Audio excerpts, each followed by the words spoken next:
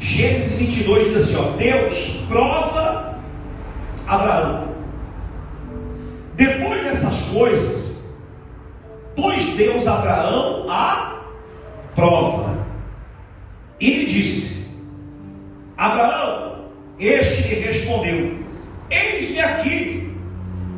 Acrescentou Deus: toma o teu filho, teu único filho Isaque, a quem amas, e vai à terra de Moriá, oferece-o ali em holocausto, sobre um dos montes que eu te mostrarei. Presta atenção, gente. Abraão tinha um sonho. Abraão tinha prosperado com Deus. Abraão tinha enriquecido com Deus. Abraão tinha tudo. Mas ele tinha um sonho de ser pai de um filho com a esposa que ele amava, chamada Sara. E Abraão já estava avançado em idade, Sara também avançada, e eles não tinham esse filho. E Abraão não aceitava morrer sem realizar o seu sonho. Porque aquilo que a irmã falou aqui, ó, a obreira, quando você conhece a Deus, gente, tem coisas que você não aceita mais. O mundo, ele aceita as coisas porque o mundo está acostumado com isso. Para o mundo é tudo normal. É normal a pessoa casar, separar, casar, brigas, vício, doença, gastar tudo que tem remédio. Para o mundo é normal.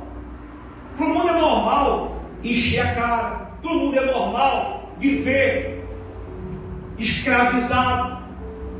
Por quê? Porque ele olha para o fulano, ele olha para o amigo, ele olha para o vizinho, ele olha para todo mundo, a grande maioria, e vê que é tudo a mesma coisa.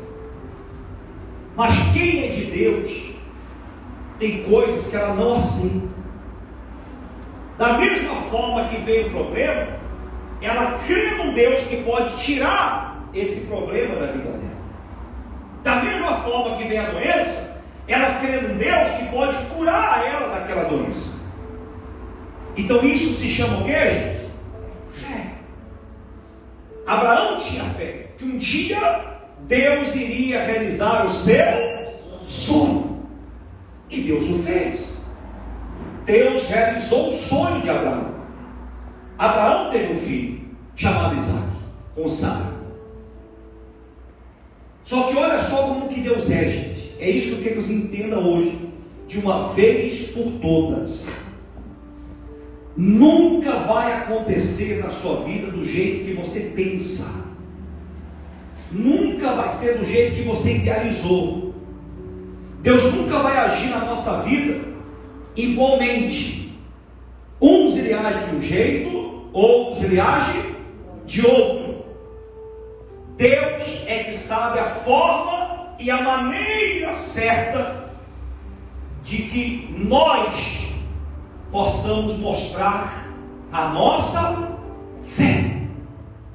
Então, tem vezes que a pessoa está passando uma luta e ela pensa: essa luta aqui é para me desanimar. Não, meu irmão, Deus permitiu aquela luta porque sabe que você tem fé para vencer aquela luta.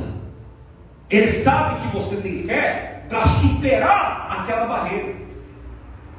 Só que muitos olham para a barreira, como falamos na semana passada, se eu não me engano, sobre Davi e Golias. Foi domingo? Quem estava na igreja? Enquanto os outros estavam lá tremendo de medo do Golias, Davi foi lá e encarou. É ou não é? Então, olha só que loucura. Deus realiza o sonho de Abraão do jeito que Abraão quis, pediu a Deus. Passado um tempo, Deus chama Abraão. E Abraão, logicamente, sempre atento à voz de Deus: eis-me aqui, Senhor. Abraão negócio é o seguinte: eu quero que você pegue o seu filho, que você mais ama, vai até o monte Moriá e dê ele para mim. Ou seja, eu quero ele como oferta. Eu quero que você sacrifique o seu filho. Naquela época, a oferta não era dinheiro. Naquela época era holocausto, era oferta, era sacrifício de animais. Naquela época Jesus foi um sacrifício. Jesus entregou a sua própria vida por nós. Eu falei sexta-feira aqui, Deus não precisa de nós para quê, gente? Para nada. É o contrário, nós precisamos de Deus. Desde que essa igreja aqui foi aberta, já mudou. Quem está mais tempo aqui, os mais antigos, que me corrijam se é ou não é verdade, já mudou muitas vezes de pessoas. Sai uns e Deus o que, gente? Manda outros. Quem já percebeu isso aí, gente? A igreja nunca está vazia. Quem perde é quem sai. Ah, não, Deus precisa daquela pessoa porque Deus precisa dela. Não, gente. Nós precisamos de quem? De Deus. Sai uma, Deus manda o quê? Deus manda outra. A obra é dele, a igreja é dele. Pensa comigo, o que nós, seres humanos, temos para oferecer para um Deus que tem tudo?